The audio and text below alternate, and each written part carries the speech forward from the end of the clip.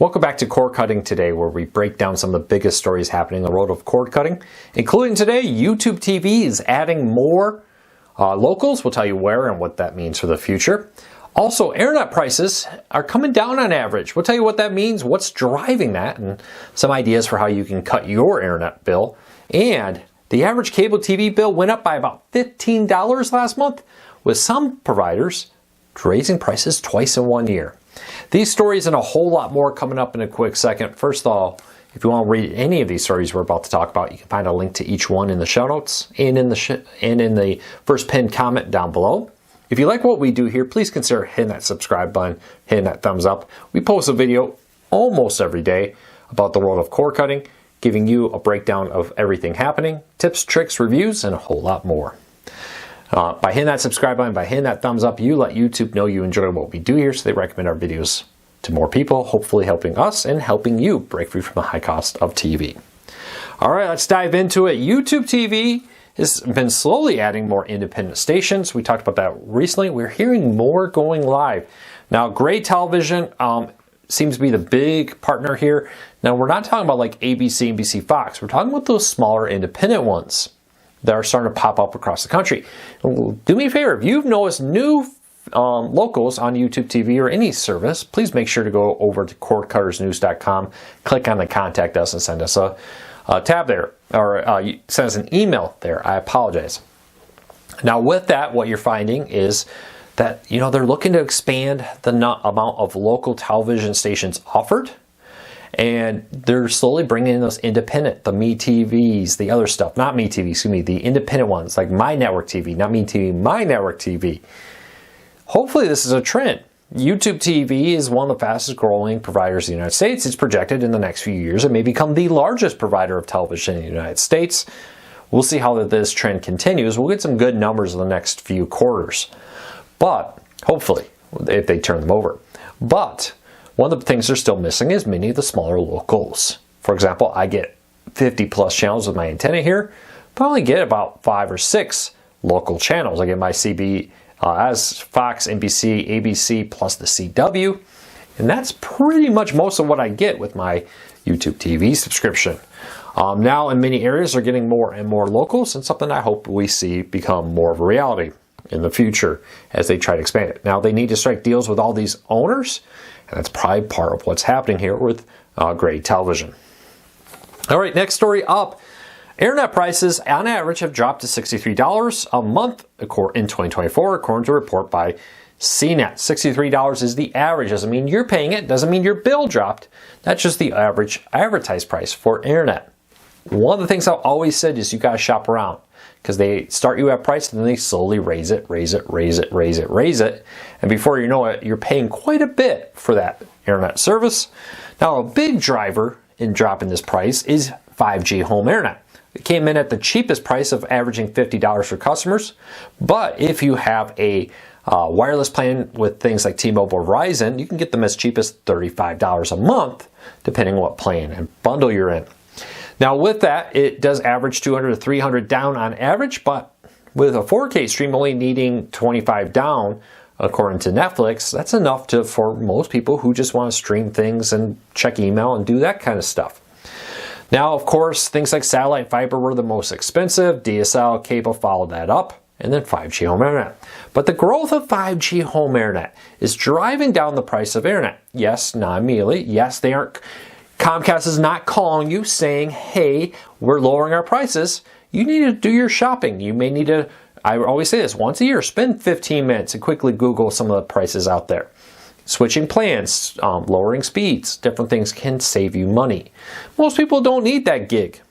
It's nice, but let's be honest, if you're just streaming Netflix and checking your bills, you don't really need a gig of speed. So check that out. Do some time to do your research. Does it surprise you at all that $63 is now the average across the United States? Leave me a comment, let me know. All right, the average cable bill went up about $15 a month, with some providers raising their price twice, including DirecTV and Spectrum. Now, Comcast just announced another price hike, on average $10 to $15. Charter Communications raised the price $10 to $20 when you count in both price hikes. Most customers being close to that $20 price hike, with these multiple price hikes. Dish also raised its price, though they averaged $10 or less. They were one of the smallest price hikes we've seen in 2024. Other providers have also raised the prices on average roughly $15, though this is an average of all of them. Some may be higher, some may be lower. I've had a few readers tell me their prices went up by as much as $25 a month, finally driving them to ditch cable TV. I have one family member reach out to me just this week saying they were paying $250 a month for just internet and TV alone. And they were looking for ways to lower that. There's a lot you can do when you're paying $250 a month for just internet and TV. It's one of those things, just the bill just keep creeping up and up and up and up and up. And it's finally resulted in their breaking point. It seems like cable providers are almost giving up on TV. And instead they're saying, how much money can we get from the people that are left as we increasingly focus on things like wireless services, home internet, even things like home security starting to be bundled in with these different ones. Leave me a comment, let me know if that surprises you. $15 the average? For all the talk of a $10 YouTube TV price hike, with cable going up $15 in the same period, you're saving $5 more this year than you did last year versus a cable TV package. All right, next up, AT&T is raising the price of some wireless plans. AT&T FirstNet Mobile, which gives you very high priority on their wireless network and is targeting many people, including those in emergency services, is raising its price $3 a month starting in on their service in January. A very interesting change there. Slowly but surely, we're seeing price hikes across the board as the cost of things continue to rise, which is forcing more and more people over to cord cutting because they need to find ways to save money. As things become more and more expensive, I've said this before, when we watch my live stream, 30 years ago, 40 years ago when I was a kid and lived with my parents, we did not have cable. We did not have a cell phone. We had a home phone with no answering machine. We had no Netflix, no video game subscriptions, no music subscriptions. Americans pay a lot more for stuff now. We have a lot more monthly bills.